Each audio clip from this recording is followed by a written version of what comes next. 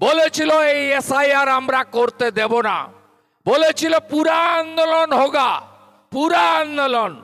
21শে জুলাই ডিম ভাতের যে উৎসব হয় সেই উৎসব থেকে মমতা বন্দ্যোপাধ্যায় বলেছিলেন আমি এসআইআর করতে দেব না। আমাদের সঙ্গে লোকসভা নির্বাচনে তৃণমূলের ডিফারেন্স মাত্র 41 লক্ষ। আমরা 2,33,00,000, ওরা 2,75,00,000-এর কাছাকাছি। আপনাদের এই 58 লক্ষ ভোটার বাদ যাওয়ার পরে আপনাদের কাছে আমি বলতে পারি যে আমাদের সঙ্গে টিএমসির আর ভোটের কোনো ডিফারেন্স নেই। কারণ এই ভোটের 90%-এ বিকালবেলা ক্যামেরা বন্ধ করে কেশপুর মডেল লোকসভা ভোটে আপনারা দেখেছেন। আমরা এই নির্বাচনে যদি এদেরকে পরাস্ত না করতে পারি তাহলে পশ্চিমবঙ্গ কার্যত বাংলাদেশে পরিণত হবে। যাহা মোল্লায় ইউনূস তাহাই খালা মমতা।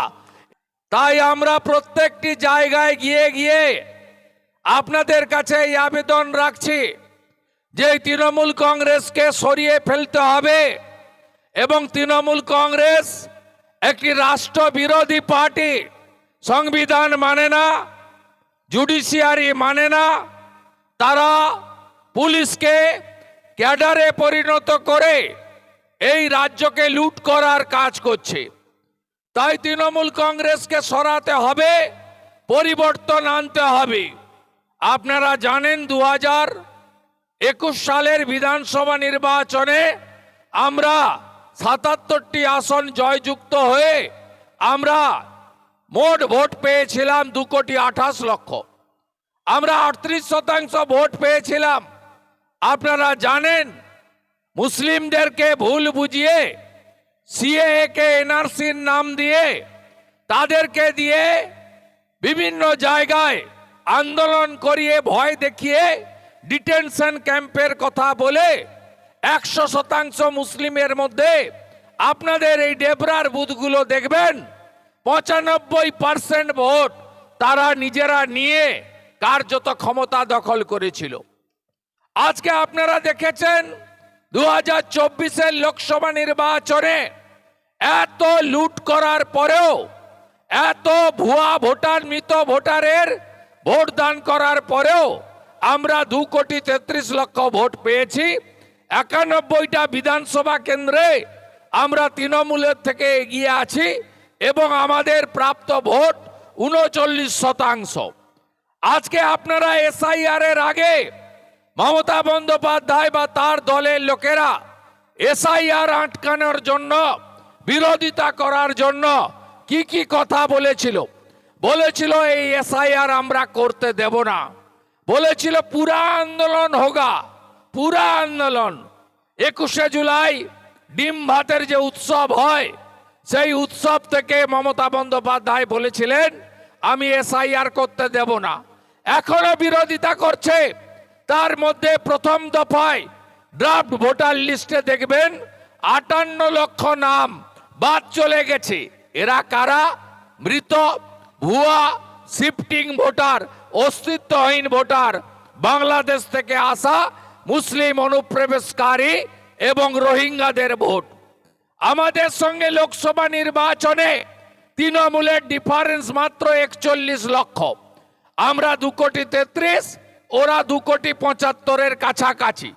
আপনাদের এই 58 লক্ষ ভোটার বাদ যাওয়ার পরে আপনাদের কাছে আমি বলতে পারি যে আমাদের সঙ্গে টিএমসির আর ভোটের কোনো ডিফারেন্স নেই। কারণ এই ভোটের 90%-এ বিকালবেলা ক্যামেরা বন্ধ করে কেশপুর মডেল লোকসভা ভোটে আপনারা দেখেছেন আমাদের প্রার্থী হিরণকে 2.5 ঘন্টা আটকে রেখে সেখানে কিভাবে ছাপ্পা মেরে 1.5 লক্ষ ভোট একটা লোকসভা থেকে লিড করিয়েছে।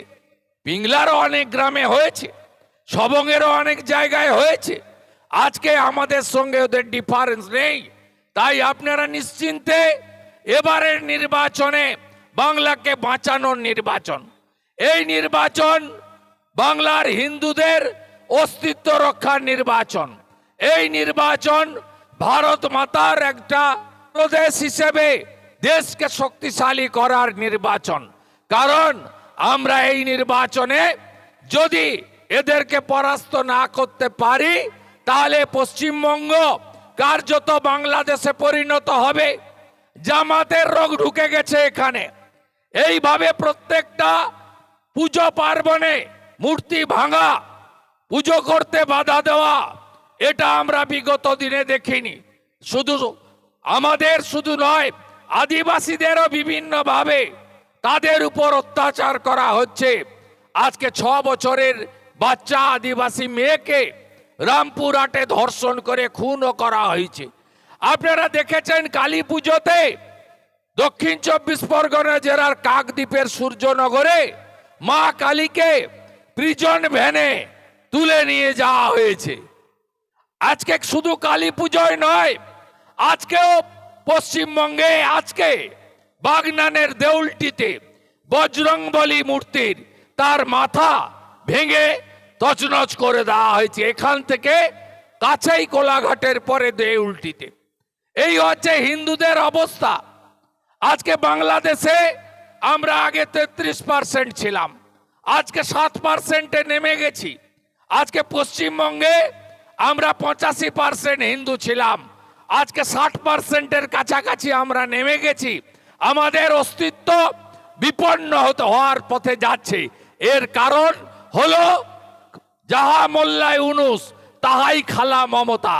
এরা সীমান্তে আমাদের ভারত সরকারকে বেড়া দিতে দেয় না। বেড়া দিতে না দিয়ে তারা হু করে বাংলাদেশি মুসলিম অনুপ্রবেশকারী ঢুকিয়ে বাংলার ডেমোগ্রাফিকে বদলে দেওয়ার কাজ করছে। তাই আপনাদের জোট বেঁধে এই শক্তিকে পরাস্ত করতে হবে। পরাস্ত করতে হবে আপনাদের হকের অধিকারের জন্য।